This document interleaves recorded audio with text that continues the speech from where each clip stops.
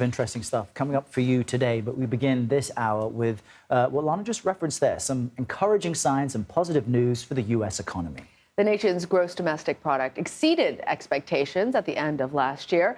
The U.S. GDP rose 2.9% in the fourth quarter of 2022, despite high interest rates and looming fears of a recession.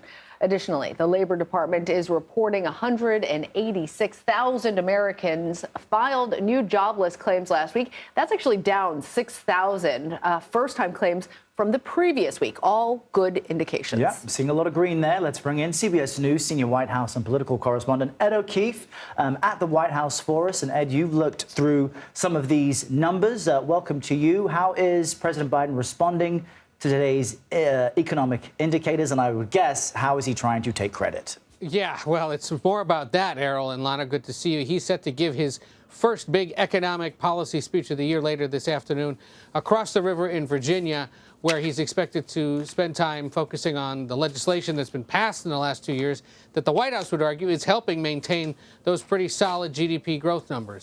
While they're down year to year from 2021, they are a good indicator, economists believe, that growth continues at a pretty decent clip despite the fears of inflation. So you can expect the president later will be touting these numbers as a good sign of the economy continuing to grow amid the concerns about inflation, amid criticism of the passage of this legislation that it might detrimentally affect the economy, and amid growing concerns that Republicans and Democrats aren't going to be able to get together in the next few months to cut a deal on raising the debt limit, which has to happen by June or July. You've heard Democrats already, and the White House especially, arguing that if Republicans want to hold up that process, you are potentially putting the economic rebound, continued economic growth at risk. And Ed, obviously, the president has been facing some heat in the past few weeks over the documents controversy. Saw you also pressing the White House about that very strongly. He's also been facing pressure over his immigration policy and other issues. How important is this economic news for him today, politically speaking?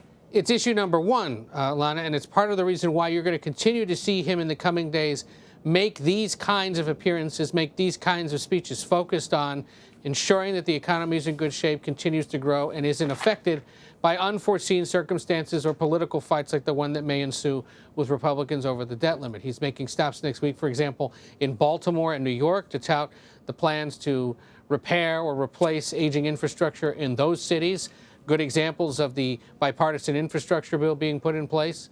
He will also next week make a stop in Philadelphia to do a similar event in the same realm. All of it ahead of the State of the Union address on February 7th, when it's expected he's going to use that moment and the captive television audience that comes with it to make the case for what's been done and what he hopes to be able to continue to do. All of it a place setter for the eventual launch of a re-election campaign that we're anticipating later this year. But, you know, typically incumbents, especially presidential incumbents, are graded on the basic question of, are you better off than you were 4 years ago? Mm-hmm. The goal here at the White House is for that answer to be an overwhelming yes for an overwhelming number of voters going into November 2024. And Ed, let me ask you this, because it's true of administrations of both parties. When the economy is doing well, they want the credit. And when it's tanking and gas prices are up, wait a minute, no president can control these things. Right. So just from your view, you know, you're our political correspondent. How much credit does the Biden administration deserve? Because for a long time, while the Fed is increasing interest rates, we keep hearing from the White House, independent. We're not forcing them to do anything. So how much of what's happening now is a credit to this administration? Well, you know, politically speaking, certainly, as you said, they want to take the credit for it, and they would argue that it was not only Democrats, but in some cases Republicans helping pass this legislation in the last few years has maintained or is going to help continue to build the economy going forward. The infrastructure bill being one example. Other legislation that's designed to make healthcare costs less expensive, which was a mostly Democratic bill. There were all the pandemic recovery bills passed, not only in the early part of the Biden administration, but of course the several passed in the later years of the Trump administration as the pandemic was getting underway. It's that legislation, arguably, that they're most eager to defend and explain, because it was that legislation that was dinged with the potential inflation fears. And while we did see an uptick, we have seen an uptick, it isn't as bad, the White House would point out, than some economic critics and economic journalists had warned it could be.